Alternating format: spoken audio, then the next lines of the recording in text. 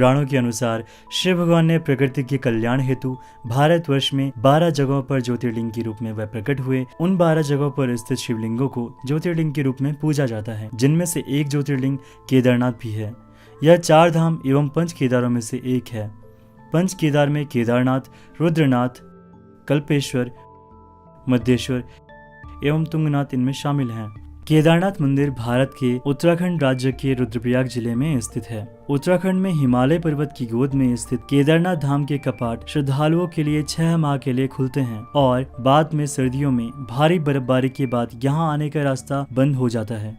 केदारनाथ धाम में हर साल लाखों की संख्या में श्रद्धालु आते हैं। इस धाम के प्रति लोगों की अटूट श्रद्धा और विश्वास है। केदारनाथ धाम मंदिर तीनों तरफ से पहाड़ों से घिरा है। एक तरफ 22,000 फुट ऊंचा केदारनाथ पर्वत है तो दूसरी तरफ 21,600 फुट ऊंचा खर्च कुंड और तीसरी तरफ है 22,000 फुट ऊंचा भरत कुंड। न सिर्फ 3 पर्वत बल्कि 5 नदियों का संगम भी यहाँ पर माना जाता है, जिनमें की 5 नदियाँ मंदाकिनी, मधुगंगा, क्षीरगंगा, सरस्वती और स्वर्णगौरी इनमें शामिल हैं। इन नदियों में से कुछ को काल्पनिक माना जाता है।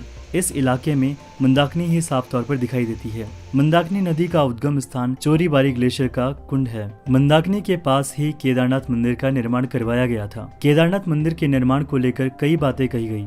इसे 1000 वर्ष से भी ज्यादा पुराना माना जाता है। यह भी कहा जाता है कि इस मंदिर का निर्माण पांडवों के वंशज जन्मेजय द्वारा करवाया गया था। ग्वालियर से मिली राजा भोज की स्तुति के अनुसार 10वीं शताब्दी में मालवा के राजा भोज ने केदारनाथ मंदिर को बनवाया था। एक प्रचलित मान्यता के अनुसार मंदिर का जीर्णोद्धार जगत गुरु आदि शंकराचार्य ने 8वीं शताब्दी में करवाया था। 32 वर्ष की आयु में सन 820 ईस्वी में केदारनाथ के समीप उनकी मृत्यु हुई।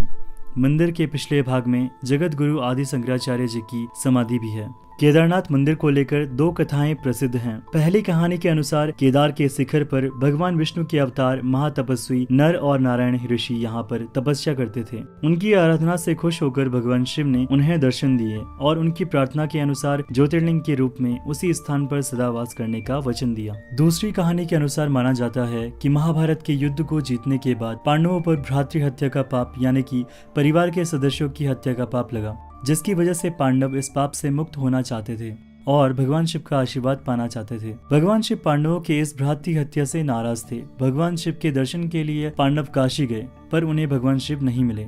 पांडव भगवान शिव को ढूंढते ढूंढते हिमालय तक आ पहुंचे। भगवान शिव पांडवों को दर्शन नहीं देना चाहते थे, इसलिए वे वहां से अंतर्ध्यान हुए और केदार जा बसे। दूसरी तरफ पांडव भी अपनी लगन के पक्के थे और भगवान शिव का पीछा करते करते वे भी केदार पहुंच गए। भगवान शिव ने तब बैल का रूप धारण किया और पशुओं के झुंड में जाकर मिल गए। पांडवों को इस बात का संदेह हो गया था। तभी भीम ने अपना विशालतम रूप धारण करके दोनों पहाड़ों पर अपने पैर फैला दिए। यह सब देखकर सभी गाय बैल तो भीम के पैर के नीचे से निकल गए, लेकिन शंकर जी के अवतरित बैल के रूप ने भीम के पैर के नीचे से जाने से वह तैयार नहीं हुए। भीम ने अपने बल से बैल को पकड़ा, लेकिन बैल धरती में समाने लगा। तब भीम ने बैल की पीठ का भाग पकड़ लिया।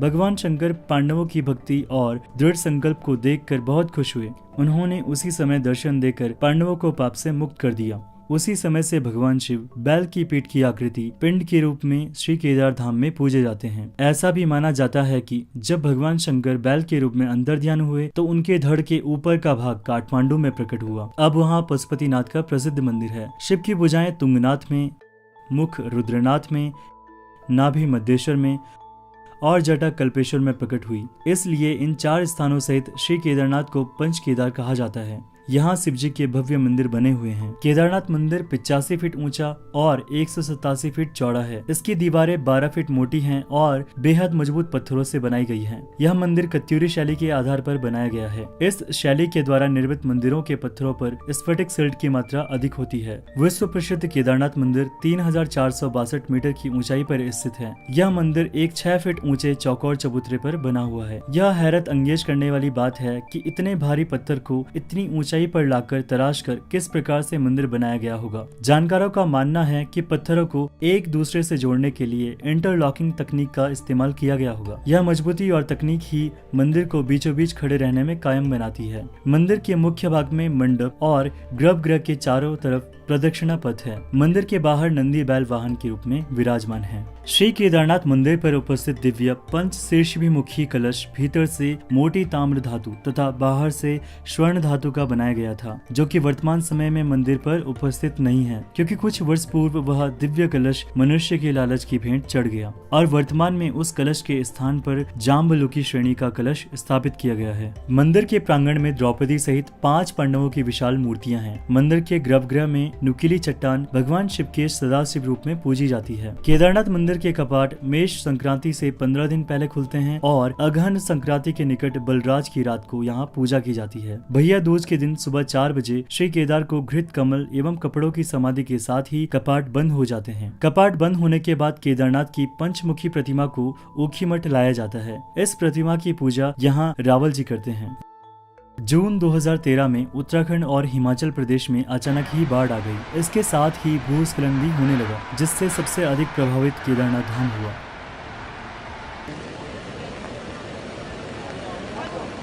यह आपदा इतनी भयानक थी कि इसके आसपास बने होटल, धर्मशाला सब कुछ आपदा अपने साथ बहाकर ले गई, लेकिन इस ऐतिहासिक मंदिर का मुख्य हिस्सा और सदियों पुराना गुंबद सुरक्षित रहा। प्रलय के बाद भी मंदिर का उसी भव्यता के साथ खड़ा रहना किसी आश्चर्य से कम नहीं है। आज भी लोग इसे किसी चमत्कार से कम नहीं मानते। बाढ़ और भूस्खलन के बाद बड़ी बड़ी चट्टानें मंदिर के पास आने लगी और वहीं रुक गई, जो अभी तक जस की तस हैं। लेकिन उसी में से एक चट्टान भी आई जो मंदिर का कवच बन गई। इस चट्टान की वजह से मंदिर की एक ईंट को भी नुकसान नहीं पहुंचा, जिसके बाद इस चट्टान को भीमशिला का नाम दिया गया। यह चट्टान मंदिर परिक्रमा मार्ग के बिल्कुल पीछे है।